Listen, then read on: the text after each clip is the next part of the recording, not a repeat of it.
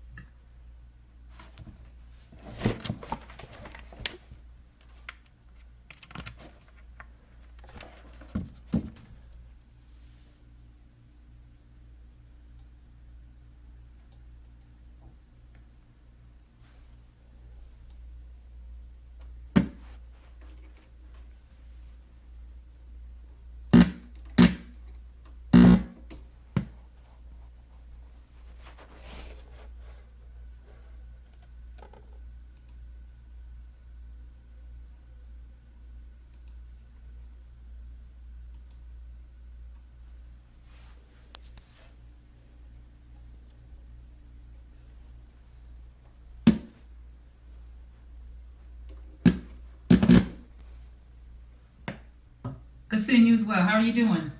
So I got signs posted. I went and got some signs from President Finiel. So I got some signs from him. Oh, So I good. got signs out. Good. So I got them posted up with our voters registration meetings. Awesome. Awesome. Cool.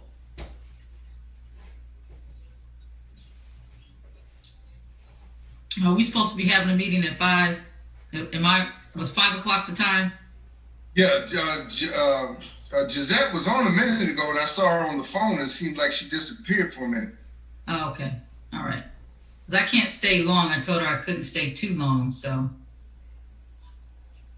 Yeah, because I actually got a call at 5:30 also trying to set up my group. We're working on trying to get the homeless Hey, registered. guys, give me 1 second. I'm on the phone with Ruben Gallego. Okay.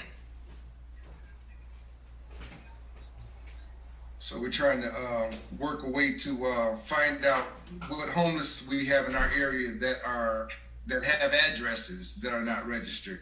Right. We're trying to figure out a way to get them registered, and then how to get them actually to the what is it, Gila Arena over here in Glendale. Okay. Mm-hmm. Well, hello to everyone else. I don't think I know everybody who's on here. Besides, I know Bishop Holt. I know Jen Red. I don't know you, Karen, or Jennifer White. Hello, I'm Janelle Wood. Hi, Janelle. How are you? Good to meet you. Good. Good meeting you. And Benjamin, nice to meet you. Hi, Janelle. Nice to meet you. Karen and Liz and Dante. And let's see. James Cool. Okay. I like his name, James Cool. I need great name, right? Name. Yeah, I need that last name right now. Cool. He's a trial lawyer. He's my partner. And I'm like, that's just the perfect litigator name, right? James. Right, James Cool. It's cool. They always think it's cool, James.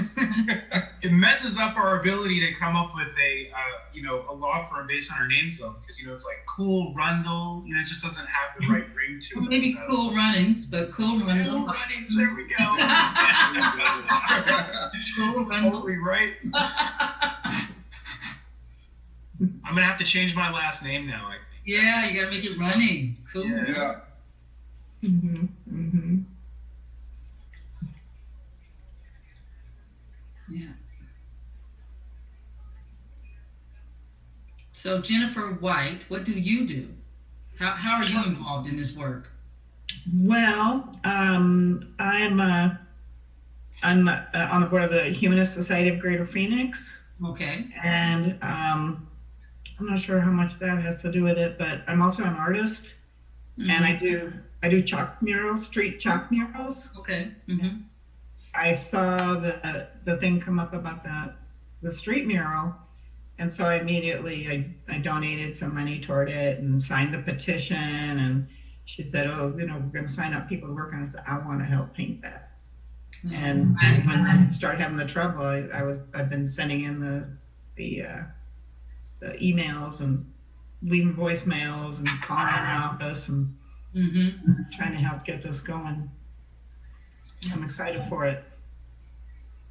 Yeah, I just told her, with great, when we have opposition, we just continue to press. We must be moving in the right direction when I have opposition. Mm-hmm. Right. Right. Yeah. And when I saw, all that horrible things that people were saying, who were against it, and DeCiccio, we don't even have to talk about him, but it's like, they can't have the last word. Phoenix can't be about that. I really don't want them to define Phoenix. Right. It's like, damn, we got to do what we can.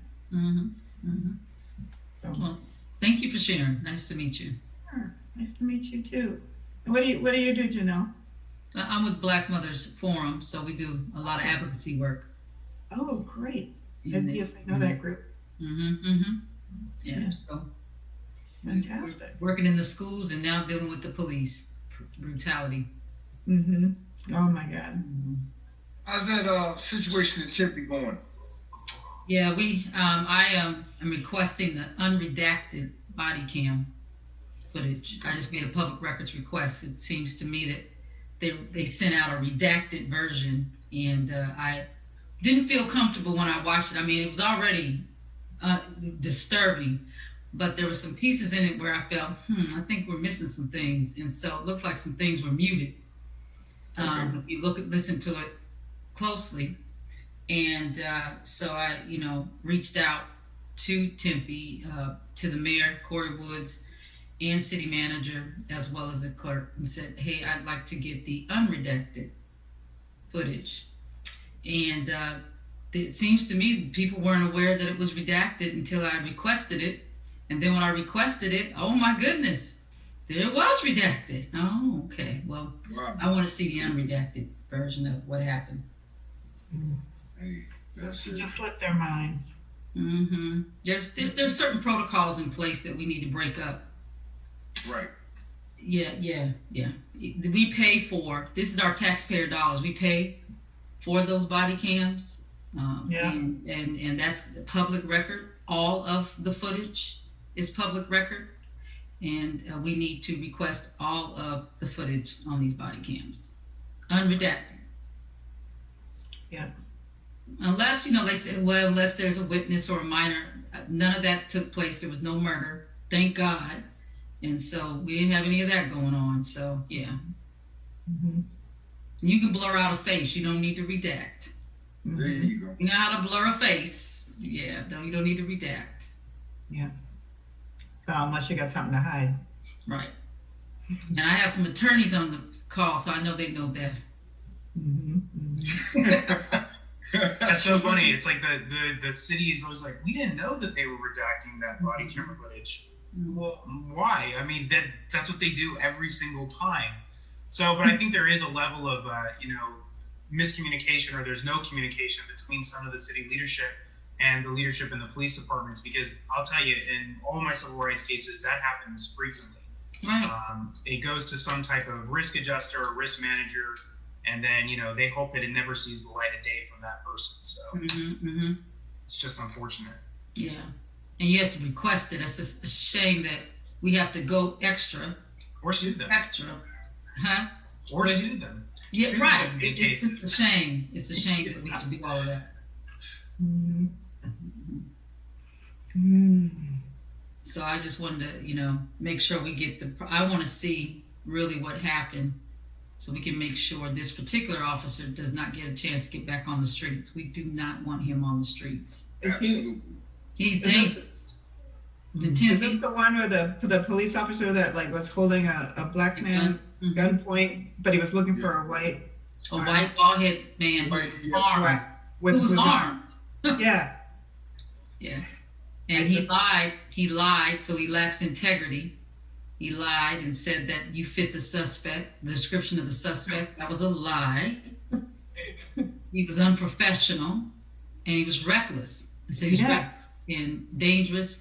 And he was pointing his gun all over the place. I was like, he was pointing his gun at anybody who moved. And I was like, no, we don't need you. And he came in escalated. He was too aggravated and escalated the whole time. I said, no.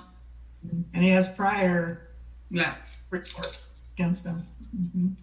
So, Got some prior bad acts. Yeah.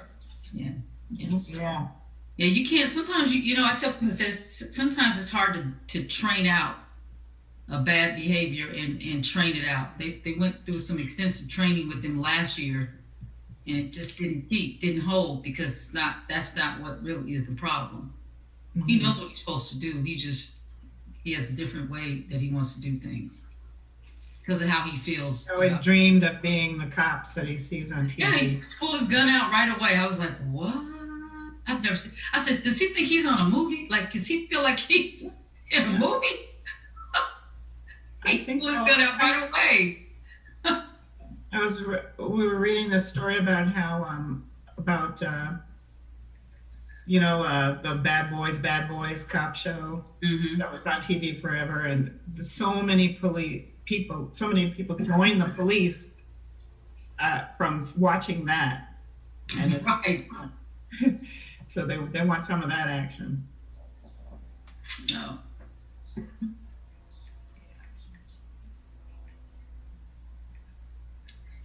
Okay, Gisette, come on, dear. Come on, Gisette. We may have to go, girl. I'm gonna have to go.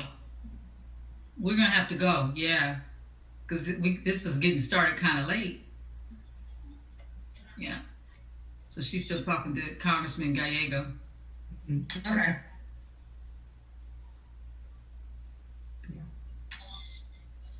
Oh yeah, for sure. And I'm not giving up, just so y'all know. Okay, bye. Okay, guys, sorry about that. I've been reaching out to Ruben since last week, so I'm just a little disappointed that he gets in contact with me now, which means that yeah, a lot of people don't want to put their hands on this project, including the mayor. So let me just give you a heads up. So what happened was I was in talks. I think I've been transparent with y'all for a while. So I was in talks with the mayor's office and with city council members, and we lobbied to get votes. So what happened was the project, what was supposed to be a pilot project, the agenda was leaked a week early. It was supposed to go out 24 hours prior, and it went out a week early, and that gave all of the people that was against it time to mobilize and send out a lot of emails, which I told you, they getting hammered with emails, right? And so what happened is a lot of these emails were very, very racist oriented, and it intimidated some council members that were voting for this to turn their vote away, to retract their vote. So, and in the meantime of this, I was meeting with the state director, the director for streets. And we were working on doing a policy to make this mural happen because it was a pilot project. They wanted to move forward with it to see how murals would be maintained and basically test murals on the street, you know. And so what happened in that letter the manager sent out, it doesn't make sense, because if it wasn't allowed, then why did we go through a 2-month process? Why were you trying to draft policy to make it happen, and also tailor policy, because they have a rainbow crosswalk? So why would you tailor policy to fit this project? And also, as far as safety concerns, we addressed the safety concerns that they brought to the table. So what I did now is I contacted Laura Pastor's office and Carlos Garcia's office, and they recommended doing a press conference. So we're going to do a press conference on Monday. Also with that is, this is where Benjamin comes in, because Benjamin decided to take up the case pro bono. He's a lawyer. So I spoke to him and talked to him about what was going on, and he agreed that we had a case and his office was going to take it up pro bono. And I'll let Benjamin talk about some of the stuff right now.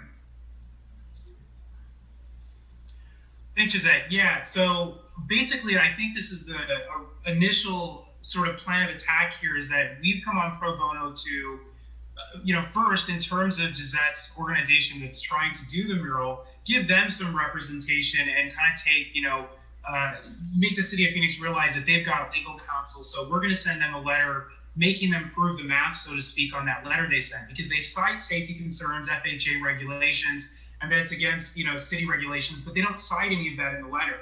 And so based on my conversation with Gisette, there's been so many communications about the safety concerns, the FHA regulations, and that's why it was planned at the location that you'll see in some of the news articles and news pieces on this issue. I mean, it was planned for 3rd Street between, Jefferson and Jackson. So that's why it was planned there.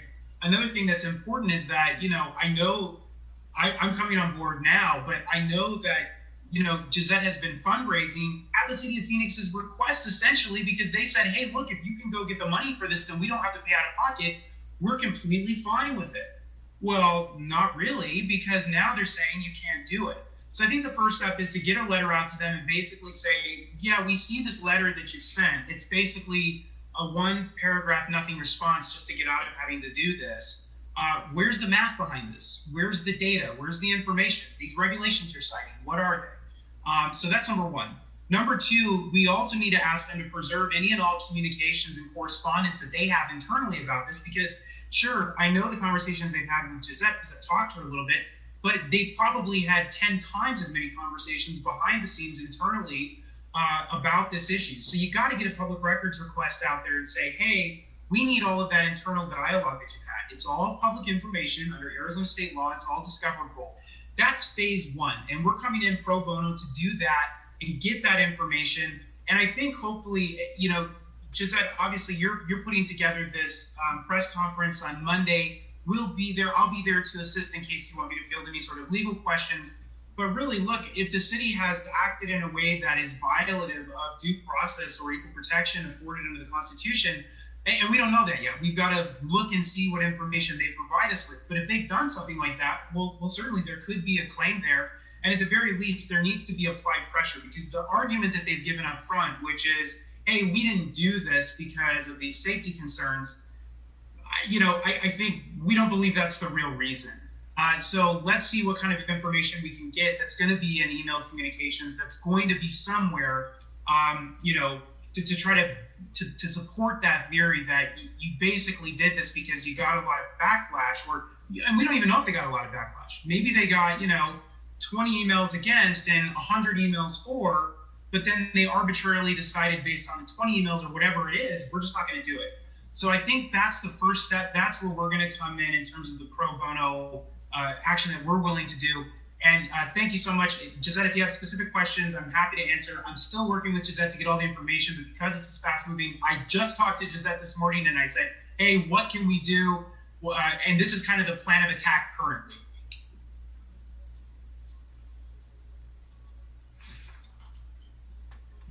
Any questions, guys?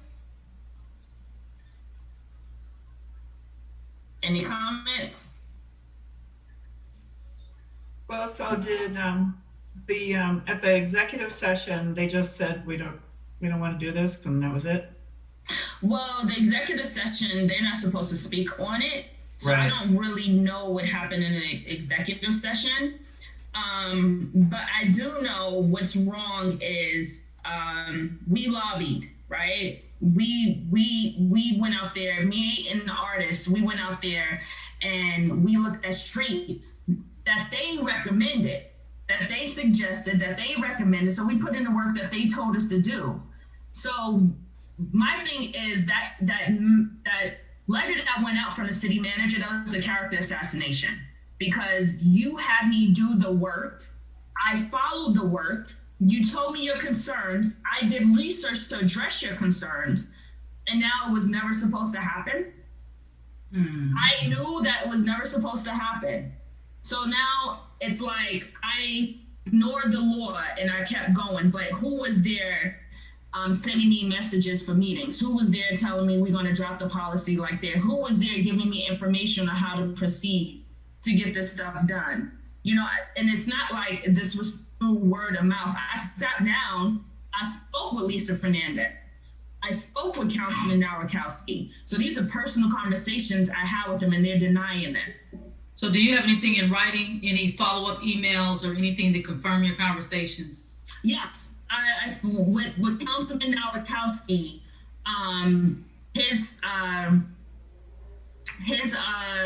his chief of staff, me and her had a conversation. With Lisa Fernandez, yes, I do have emails with her telling me that, you know, we're going to bring this to our policy person and stuff like that. So those are the type of emails I have from them. But for street, from the people that you talk to at streets, did they send you emails saying this is where we need you to go? These are the streets that we're looking at.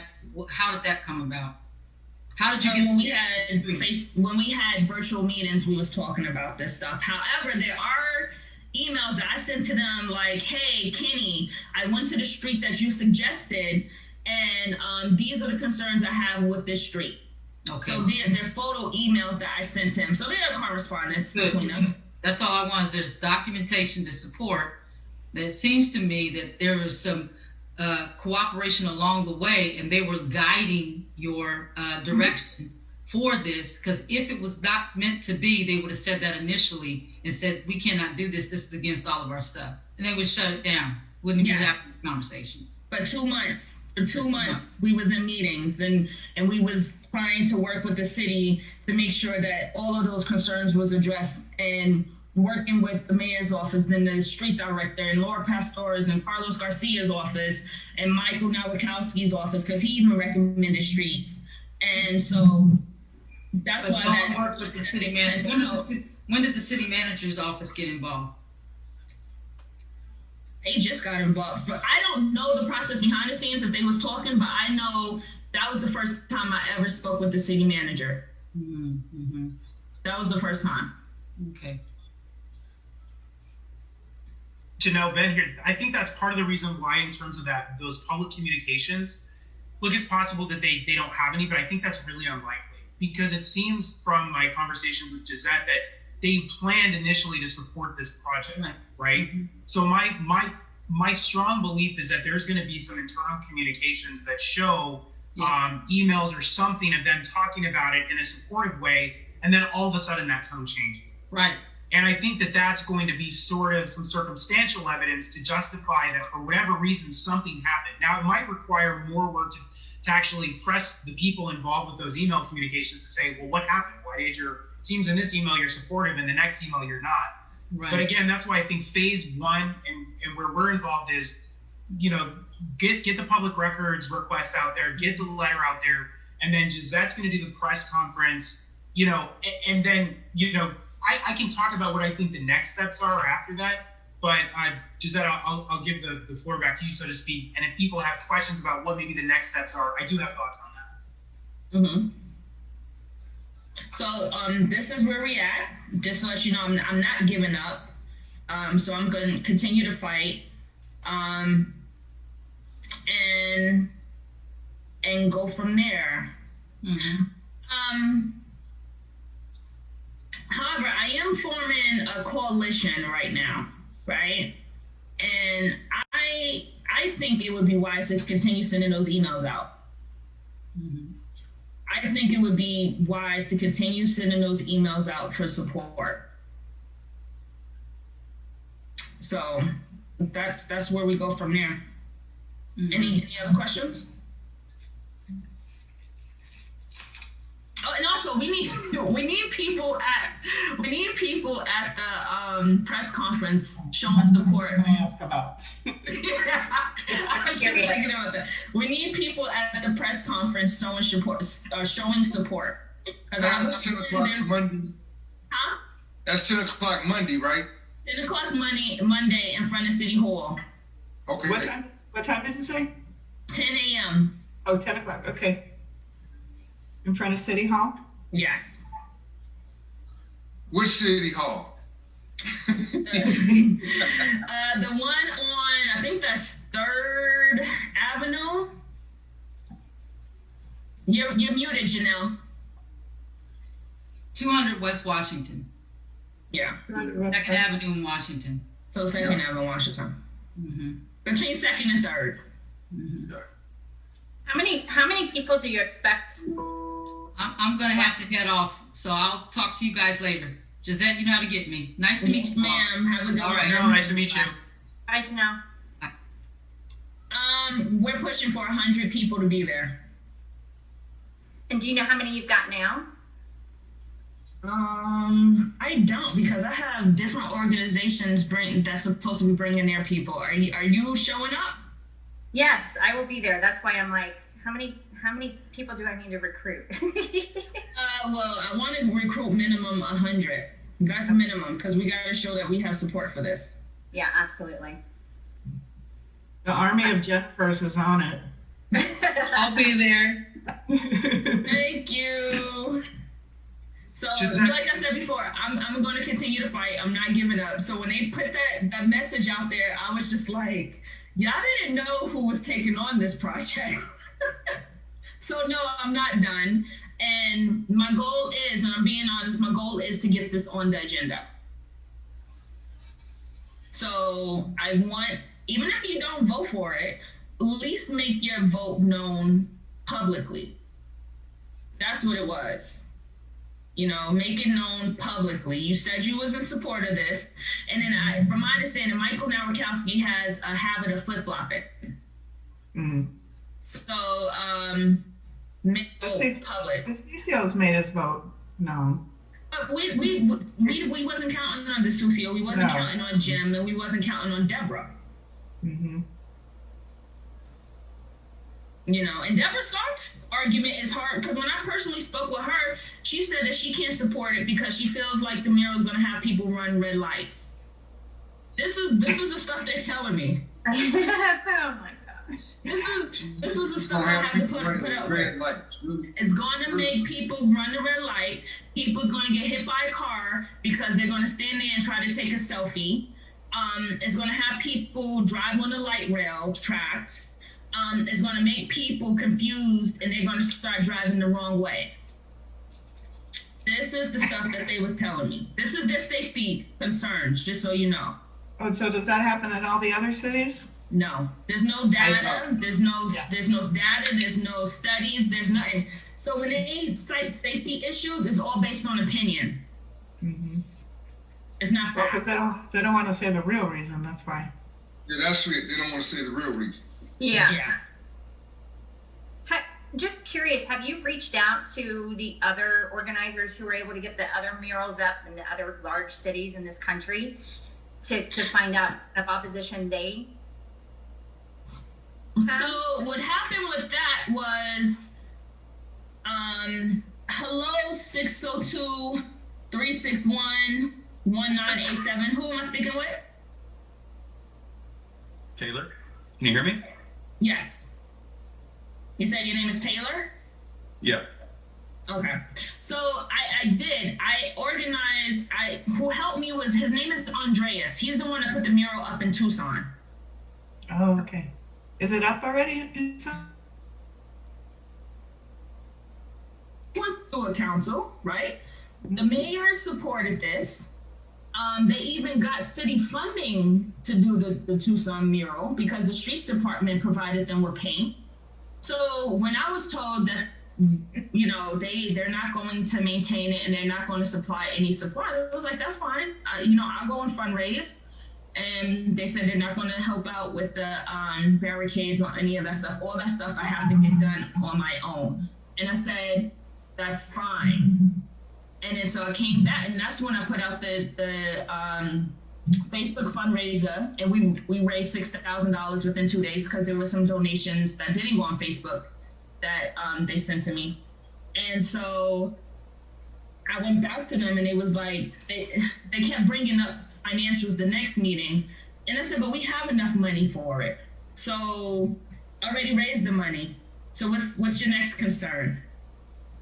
And so they just kept bringing up concerns after concerns after concerns, and I kept addressing them and addressing them and addressing them. Mm-hmm.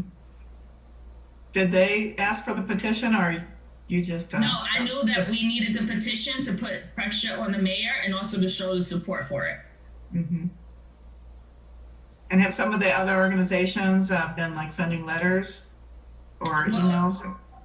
Which other organizations? Like the NBA and. The NBA actually had a personal talk with the mayor. Mm. So, and I just spoke with Ruben, which I wish he would have called me back last week, because it's in his district as well. Mm. So basically, to be honest with you, what's going on is they don't want to vote on it. This is why they had the city manager try to kill it. So it's like, we support it. We're not the ones that shut it down. It was the city manager that shut it down. Mm-hmm. Yeah, DeCiccio tweeted, we won. Unfortunately, yeah. But I can't feed into that stuff. Yeah. So Yeah. this is where we're going forward from here. I just wanted to be transparent with y'all and let y'all know that I'm still fighting for this. This is not the end. Okay. Yeah. We're doing anything, Benjamin? Yeah, just because this is my first time here, and obviously I got my partner Jimmy Cole in the call as well. Is this the meeting that happens weekly, or is there a specific time that this happens? Because if not, I think that might be a good idea going forward, just so everyone can stay updated. No, I always have a meeting with them and update them because, like,